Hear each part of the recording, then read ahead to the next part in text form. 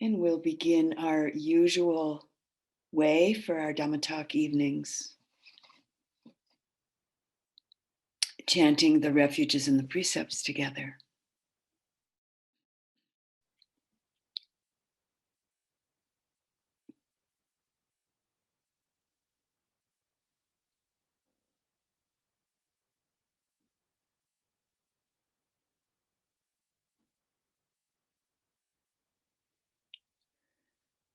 Namo tassa bhagavato arahato sambuddhassa.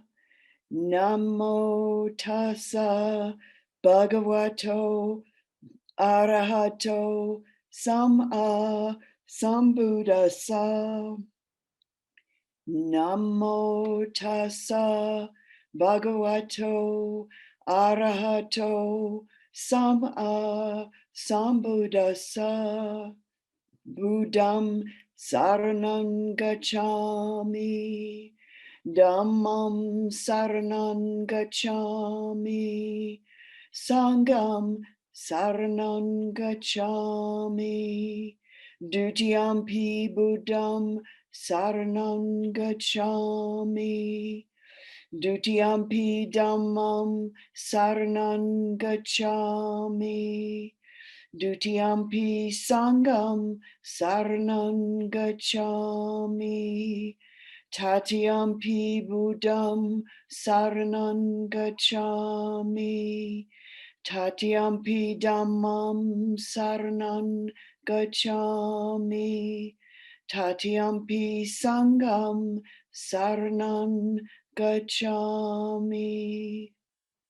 Panatipata Veramani Sikapadam Samadhiyami. Adinadana Veramani Sikapadam Samadhiyami. Abrakmacharya Veramani Sikapadam Samadhiyami. Sura Maraya Maja Pamadaratana Veramani Sikapadam Samadhiyami. Vikala Bojana Veramani Sikapadam Samadhiyami. Nacha Gita Wadita Visukadasana Malaganda Vilepana Dharana Mandana Vipusanathana Veramani Sikapadam Samadhiyami. Uchasayana Mahasayana Veramani Sikapadam Samadhiyami. Idam me silam Maga Falanyanasa Pachayo O2.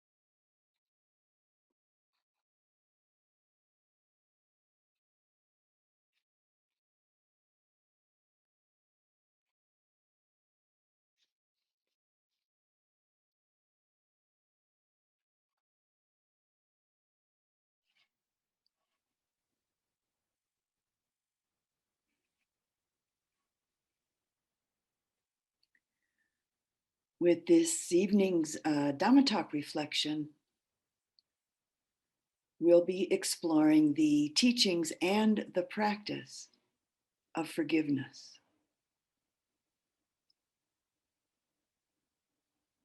Forgiveness is an important and can also be quite a challenging aspect of metta practice. There are many facets to this potential jewel of forgiveness.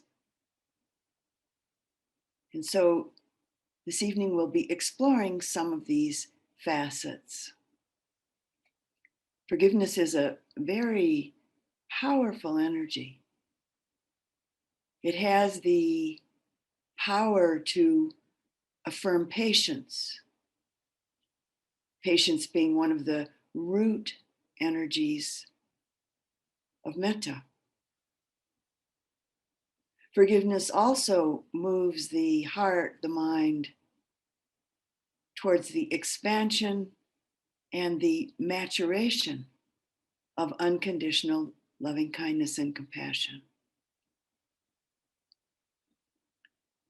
Some of us may be carrying some long-standing and potentially deeply held aversion in relationship to ourselves or in relationship to others.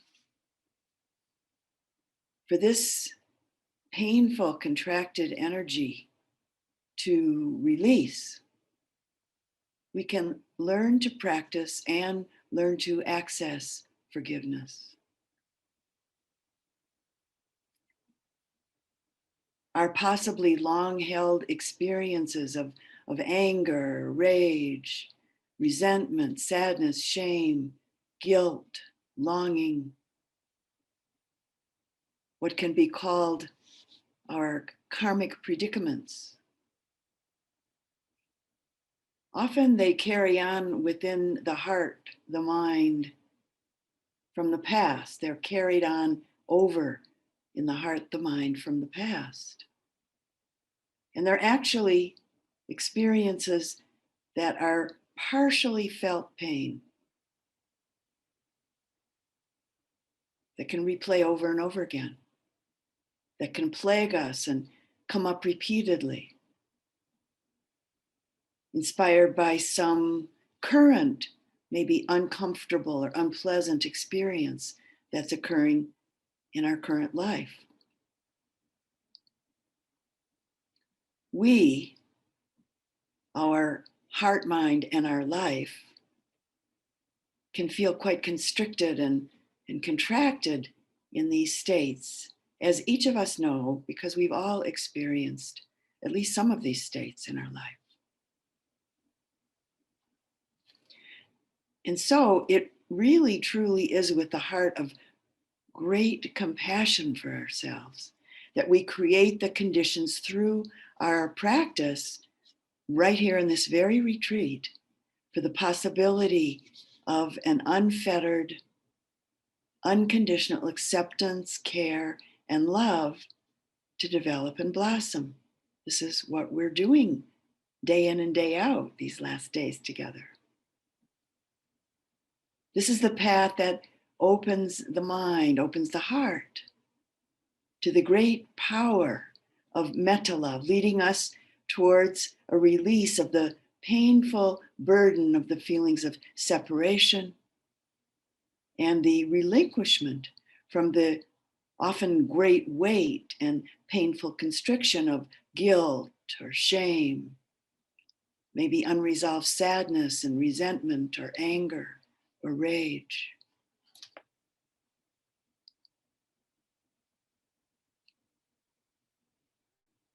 A very important aspect about forgiveness meditation is that it is never, ever about forcing anything, nor is it about pretending anything.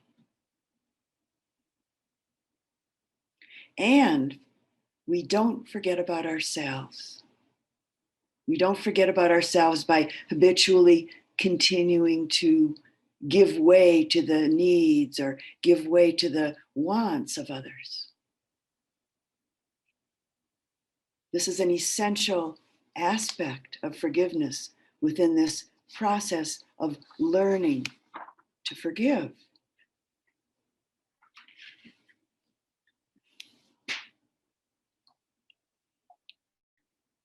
Another very essential aspect of forgiveness is that it's not about condoning harmful actions. We don't condone actions that cause suffering. So forgiveness is not passive. It's not that it's all okay kind of energy. That's not it. Violence or abuse are not okay. With forgiveness, we might be able to forgive the actor, but not forgive the action. And in this process, we may come to understand that the action, the harmful action, came from a place of suffering. And so again, we might forgive the actor, but we don't condone the action. Quite a number of years ago now, I was teaching a retreat, and there was a student in this retreat who had a very long and very deep abuse history since early childhood.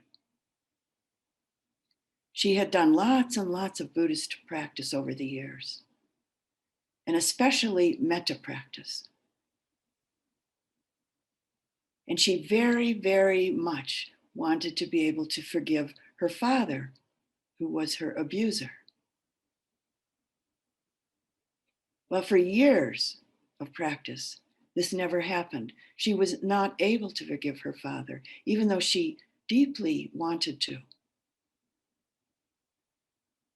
Then one day in a retreat that I was teaching and that she was participating in, her heart broke open, we could say. And she began to cry very hard and cried for quite a while. And in that process, sitting that retreat, with all the welling and releasing of the tears, she was able to forgive her father. At the end of the retreat, we had a closing circle. This was not an online retreat, this was a live retreat. We had a closing circle. And she shared this experience. People certainly saw her crying, but as we do in our practice, we don't go over and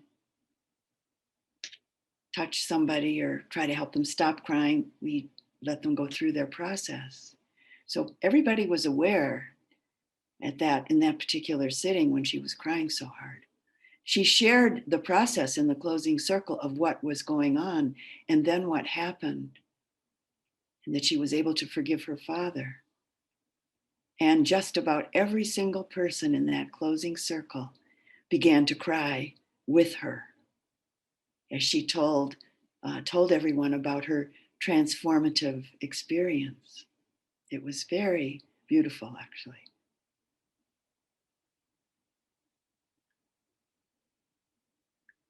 Forgiveness practice can sometimes take us to the edge of what we feel that we're able to accept. And when we're at that edge, and we're able to very gently and very kindly just keep going, what happens? Our edges move out. There's more room, there's more space, so to say, in the heart, in the mind, little by little by little.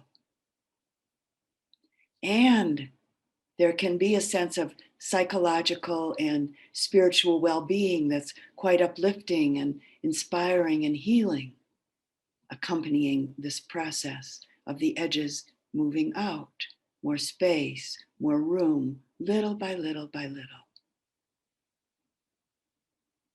But it's not easy.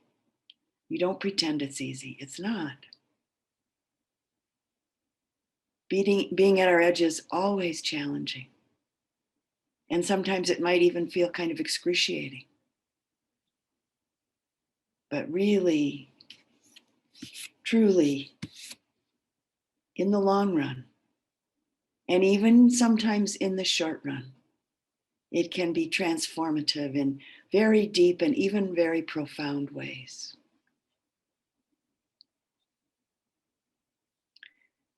Forgiveness is a place of a very, very deep letting go. And in the understanding and the language of the Buddha Dhamma, we can say that it's a kind of dying, meaning we let go of how we've identified ourselves, and maybe how we've been identifying ourselves for a very, very long time. And in the process of our practice, with this forgiveness practice and metta practice as the root and base of forgiveness practice, we recognize that I'm not that person anymore.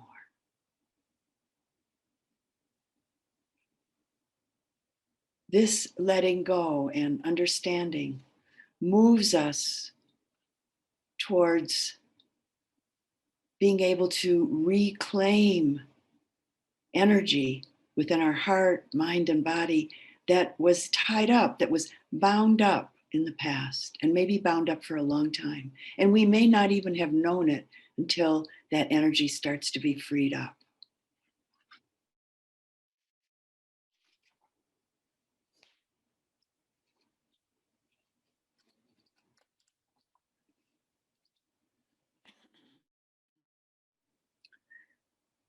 At one point in my practice, I found it really helpful when I learned that in Buddhist psychology,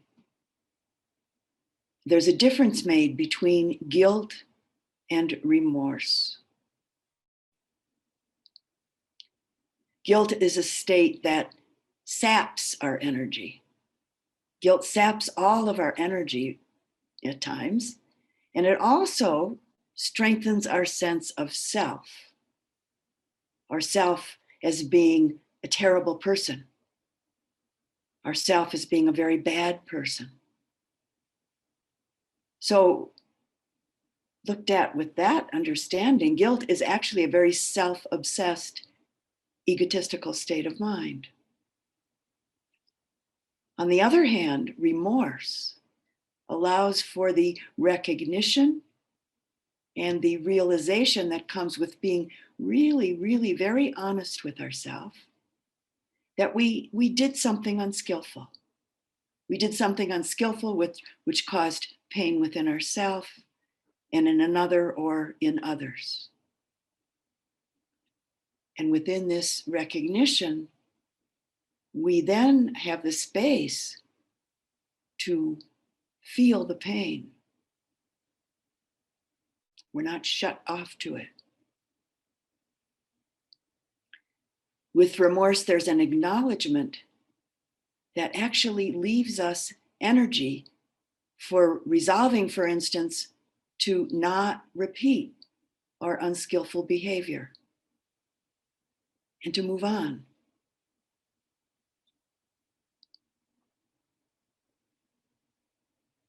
Because remorse occurs through a very clear seeing and knowing, accompanied with other wholesome feelings, remorse does not sap our energy. There's energy left with remorse. There's energy available, which allows for transformation or transcendence to take place.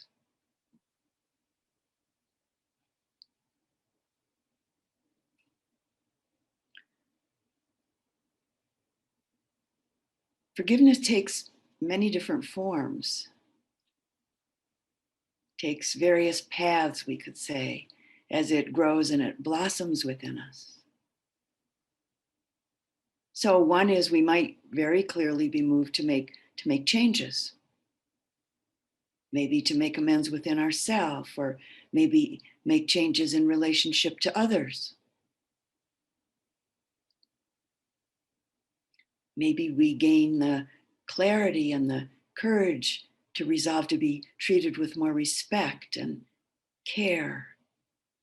You might remember great joy saying, "Not for this ox."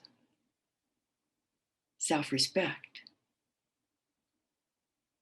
self-care.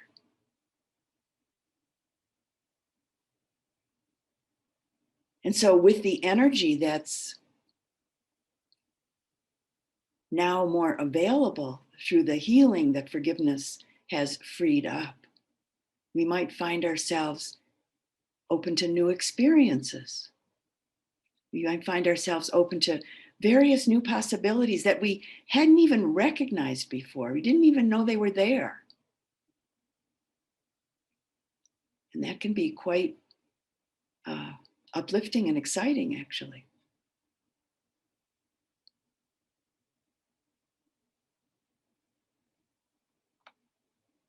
Maybe if we're inclined towards a certain kind of work in the world, as I know some of you are, social justice kind of work, maybe we find ourselves engaging in very clear and meaningful ways, more so than even we had before, standing up for justice in various ways, advocating for those who've been disrespected, those who've been treated unfairly, those who've been dismissed.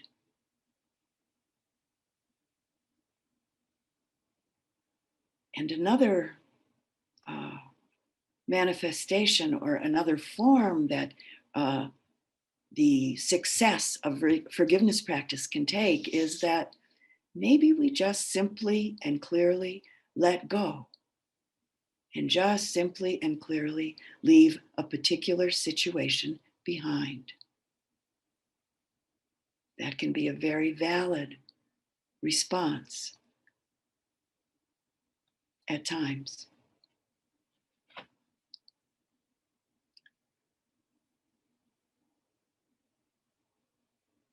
As we're ready to move more and more deeply into forgiveness practice, I think that pretty much all of us would find that, in fact, the process of forgiving is more difficult than to not forgive. It is not easy. I already said that, but I'm saying it again. While at the same time, we find that being able to forgive is eventually deeply, potentially, and eventually deeply, deeply transformative.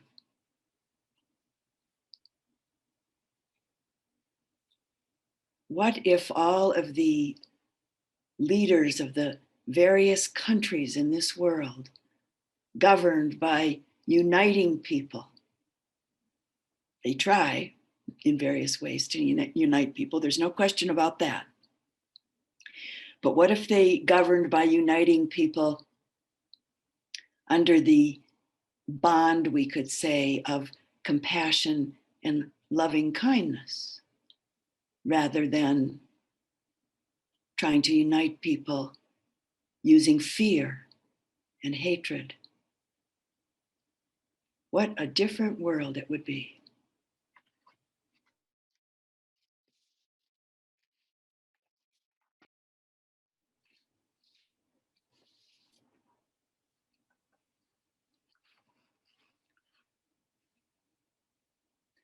So, for the rest of our Dhamma talk or Dhamma reflection evening now, we'll begin to actually directly explore the forgiveness practice. And I'll offer this as a guided meditation this evening. But before we get started, I want to say that it's important to remember, as we do this practice, that various difficult emotional states might come up, and very likely will come up. Maybe not all the ones I'm going to list, but some of them might come up, some strongly, some not very strongly, and maybe none very strongly, but you'll see. States such as anger might come up, or shame, maybe hatred, fear, guilt, confusion, doubt, sadness, grief, maybe a sense of betrayal. As we enter the practice, and when any or some of these states show up, allow them to arise without judging them and without trying to stop them or trying to get rid of them. An important part of this process, or an aspect at least of this process of developing forgiveness, is to recognize these states when they show up and to accept them as a perfectly natural part of the process of cultivating the heart mind of forgiveness.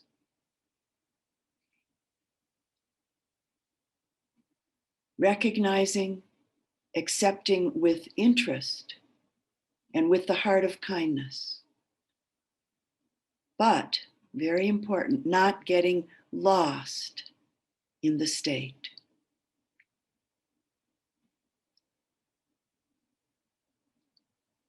We recognize it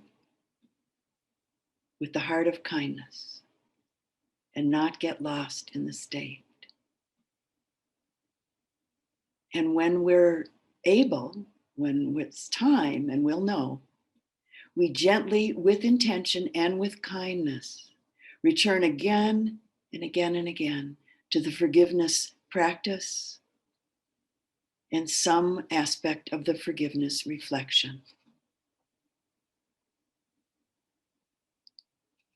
So I want to say that, again, before we begin actually exploring the practice together, that we'll begin our forgiveness practice this evening, keeping it generic, at least at first.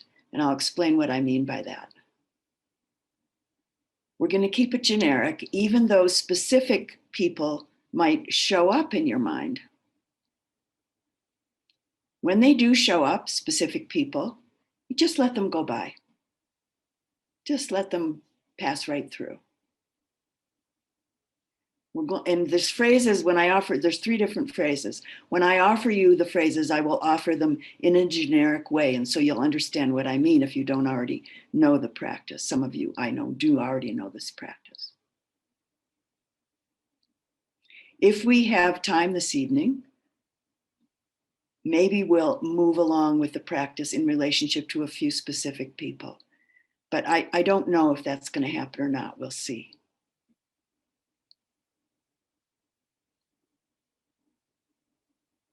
And I also want to say that if this practice of forgiveness this evening feels just too challenging, just too difficult for you to do this right now, do not do it.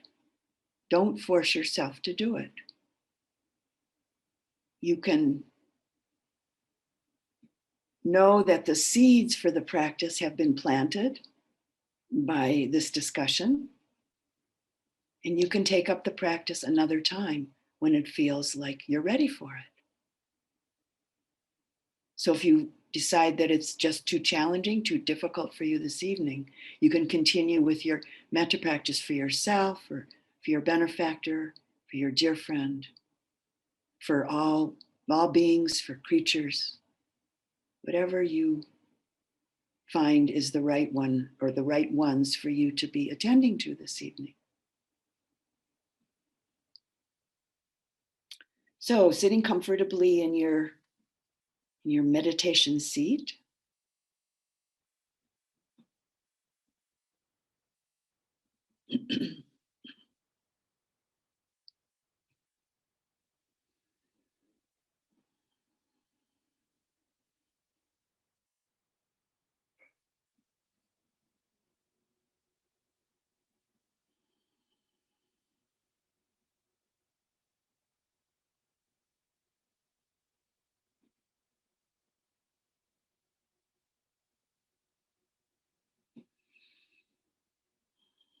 And allowing your body, heart, and mind to relax.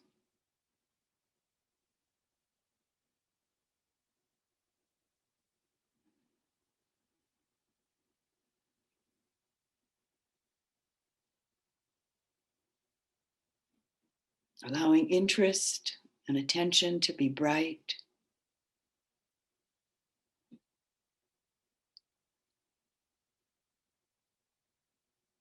And we'll spend a few moments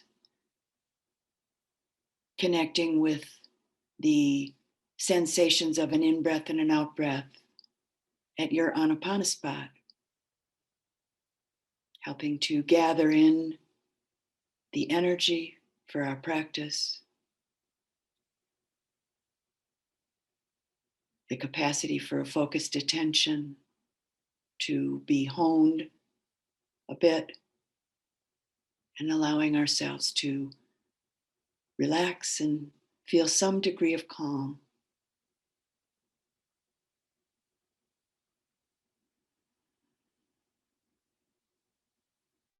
Connecting with this beautiful breath.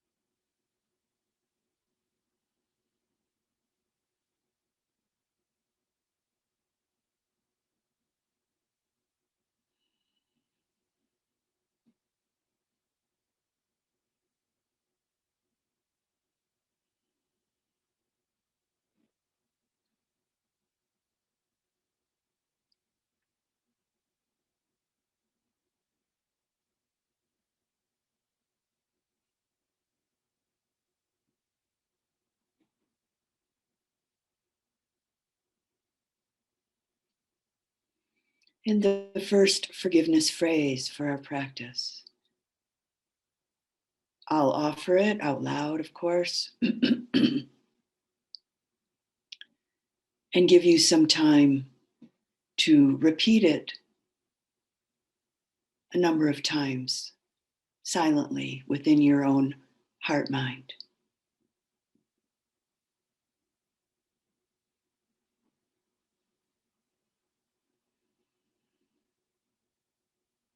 No hurry with this practice, no pressure, no expectation, but an open heart mind and as relaxed a body as possible, with interest, and to see what happens.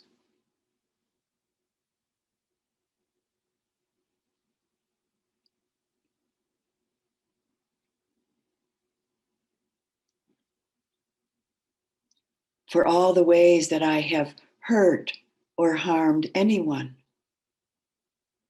knowingly or unknowingly, I ask their forgiveness.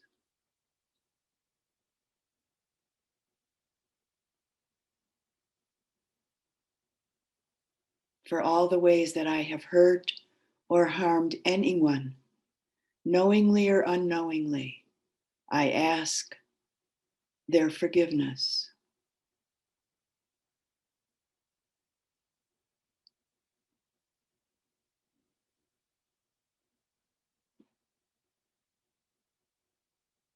And do keep it generic at this point. Whoever marches through, shows up, let them keep going right on through. Don't take them up.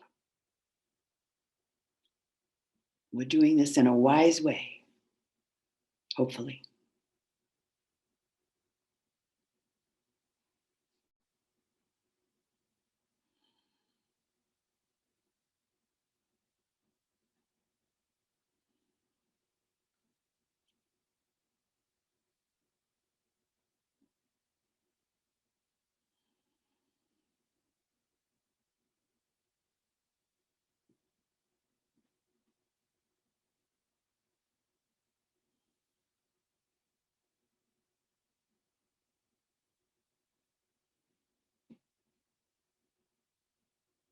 For all the ways I have hurt or harmed anyone, knowingly or unknowingly, I ask their forgiveness.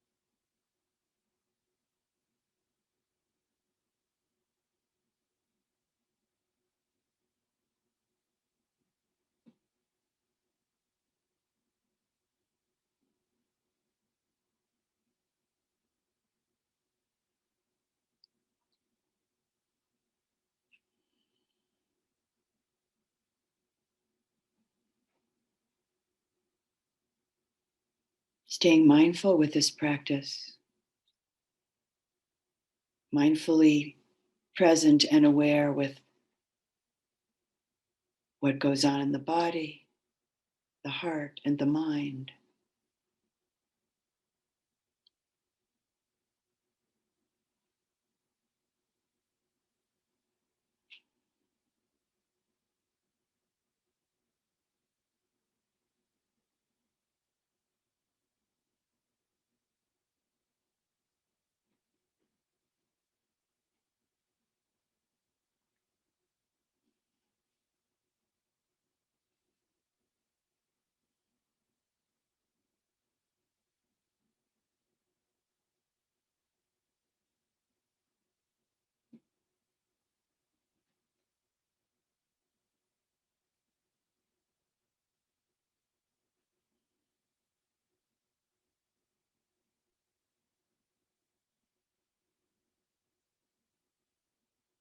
And now letting this phrase go. Just let it be. Come back to breath at the Anapana spot for just a couple of moments.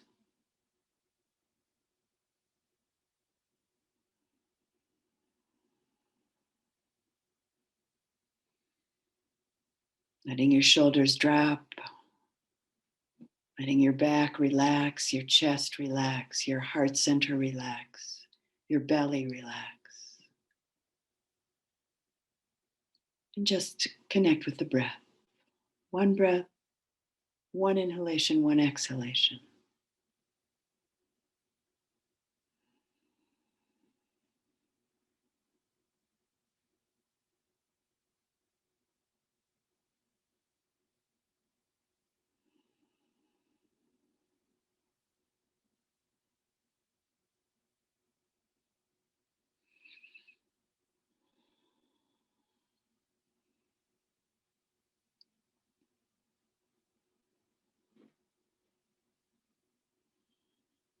And now the second forgiveness phrase.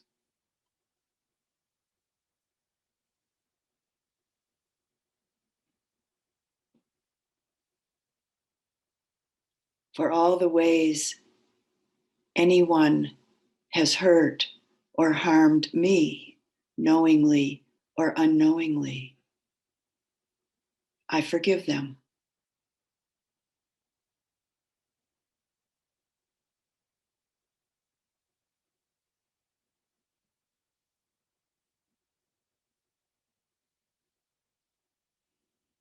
Don't take up anyone specifically at this point.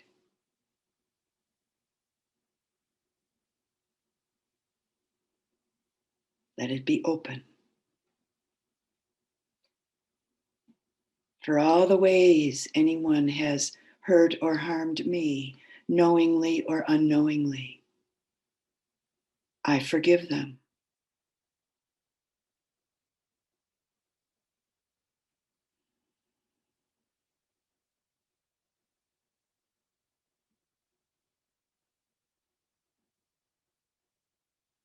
Gently repeating the phrase silently within your own heart mind and staying mindful.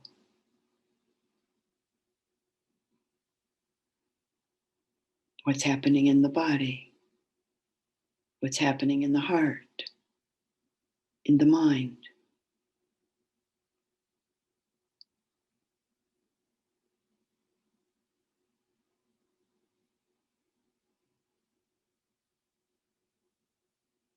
For all the ways that anyone has harmed or hurt me knowingly or unknowingly, I forgive them.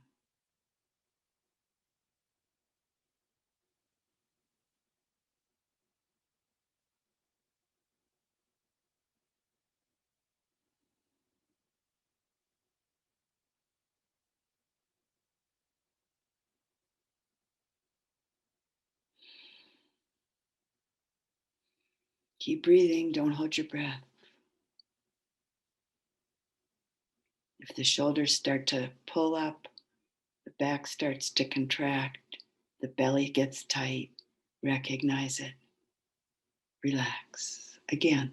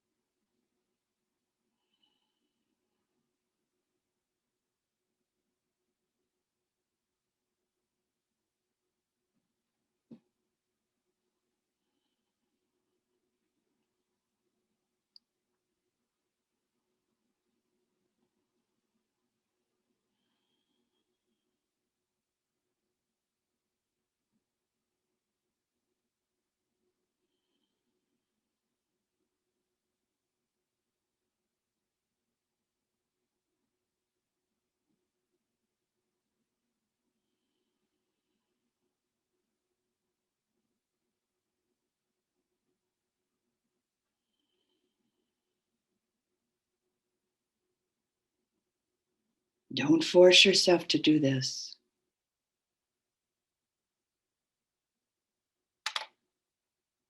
That won't make it work.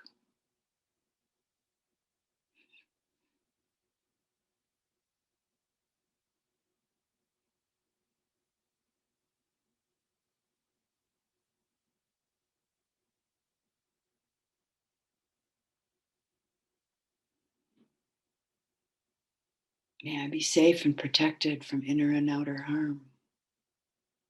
May I take care of myself wisely.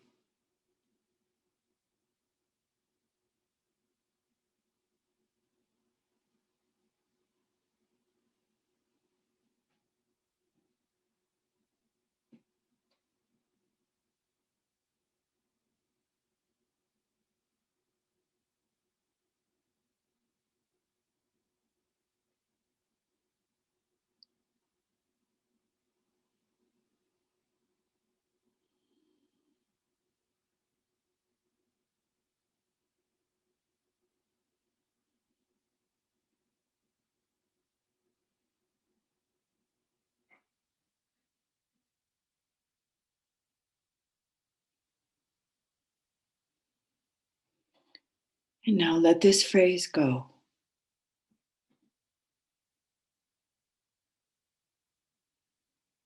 Let it be, let it go.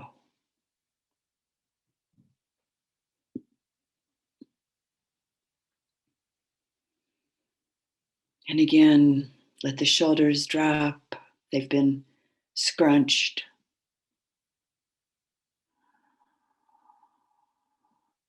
Let the belly soften, chest soften, heart center soften. Let the back soften, mouth, face, eyes. And breathe, touching your Anapana spot with mindful presence. One in breath, one out breath.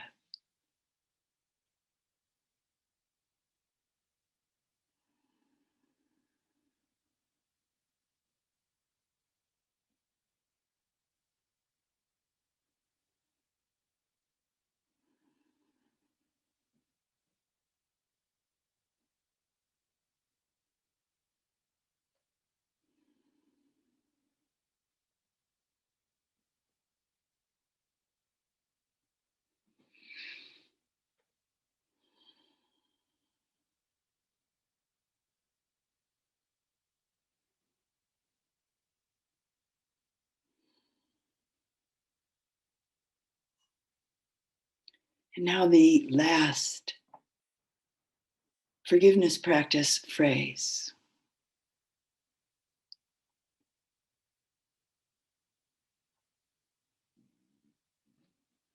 For all the ways that I have hurt or harmed myself, knowingly or unknowingly,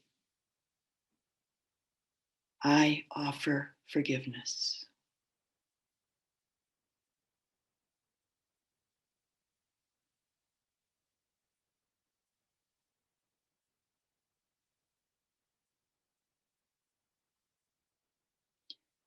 For all the ways that I have hurt or harmed myself, knowingly or unknowingly, I offer forgiveness.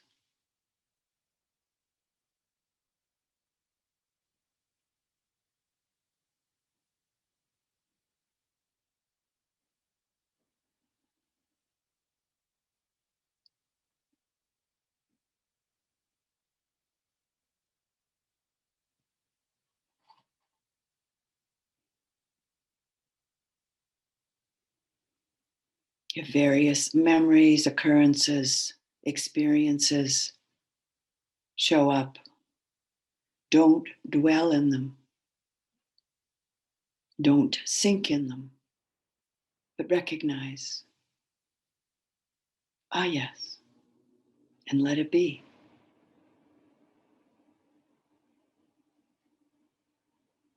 And then you can repeat the phrase, for all the ways I have hurt or harmed myself, knowingly or unknowingly, I offer forgiveness.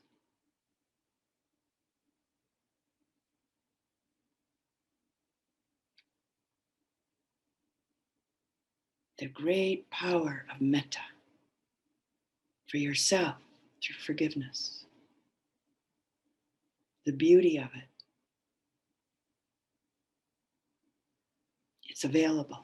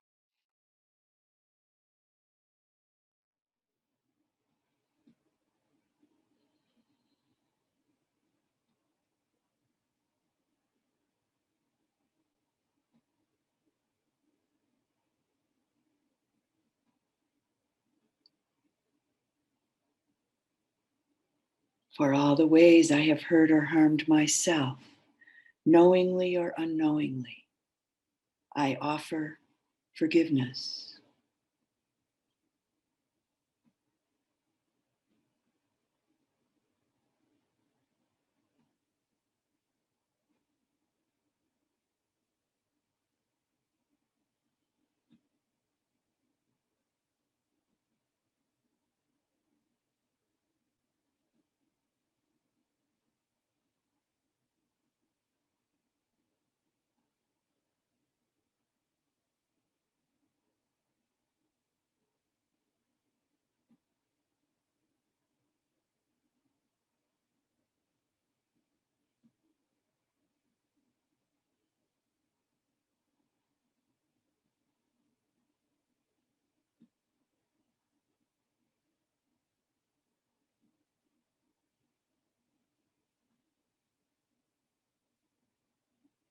May I live with a sense of ease and well-being.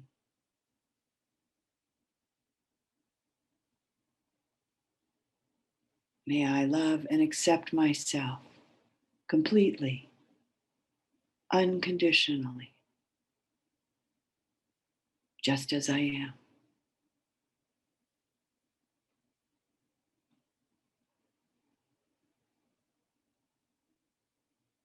Right now and in every present moment.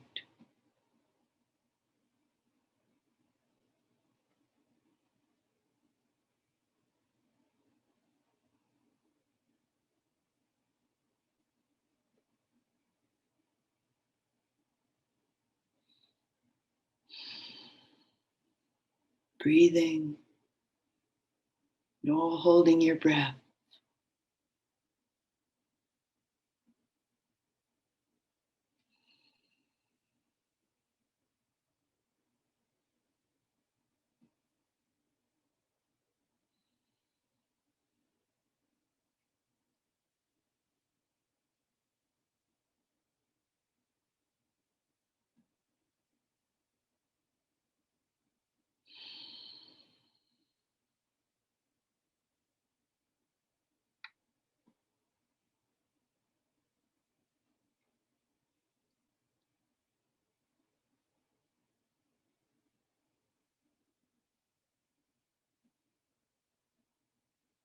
And now let this phrase go.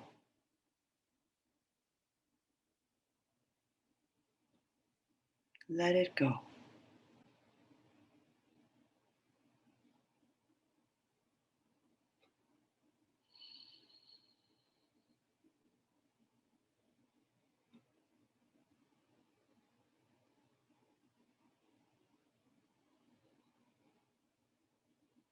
Letting the body soften and relax wherever it needs to soften.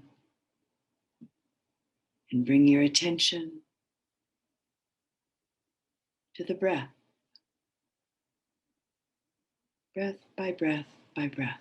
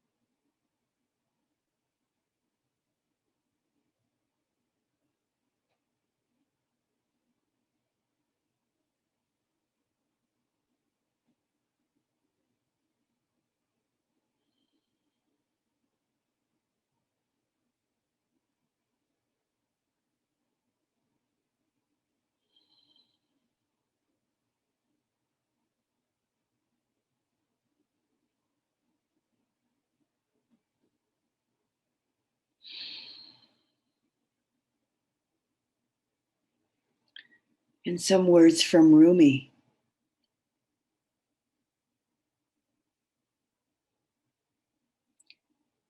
Your task is not to seek for love, but merely to seek and find all of the barriers within yourself that you have built against it.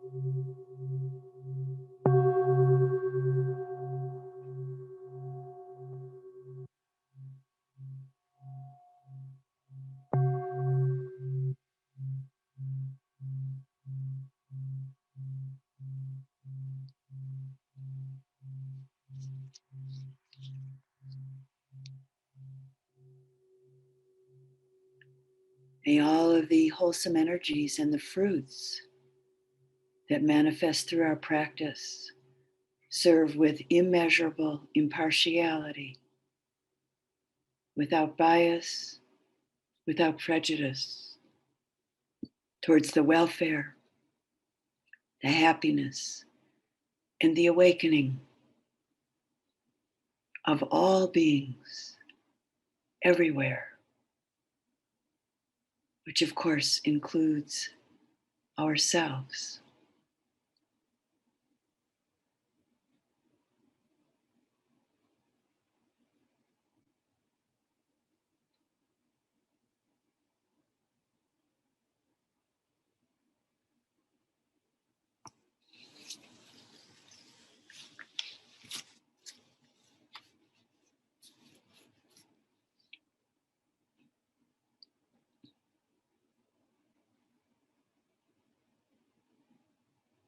In closing this Dhamma reflection evening, chanting the sharing of blessings together.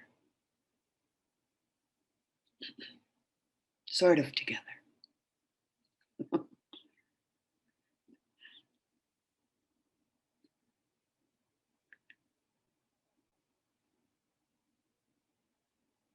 I think it's a wholesome wish to wish we could actually do it together, but here we are.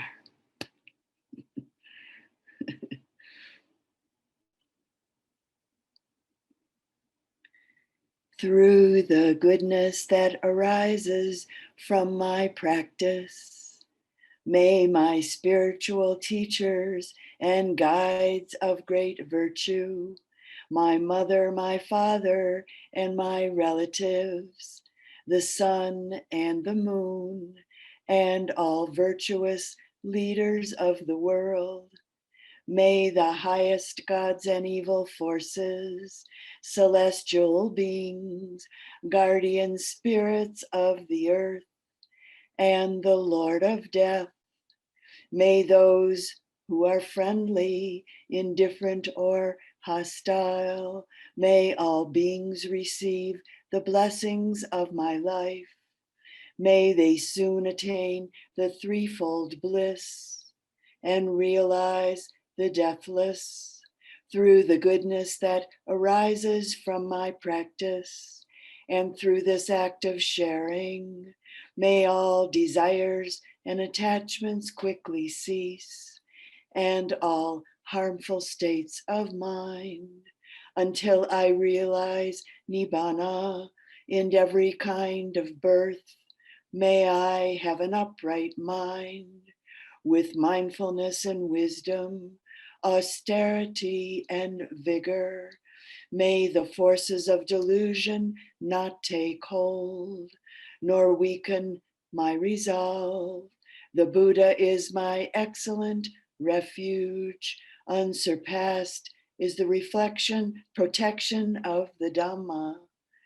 The solitary Buddha is my noble guide. The Sangha is my supreme support. May the supreme power of all these, through the supreme power of all these, may darkness and delusion be dispelled.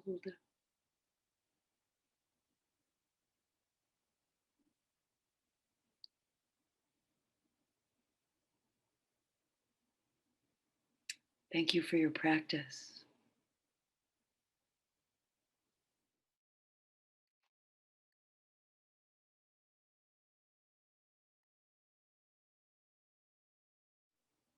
So there'll be a group sitting in less than 40 minutes, about 40 minutes with Christina. And I'll see you in the morning. Have a good evening.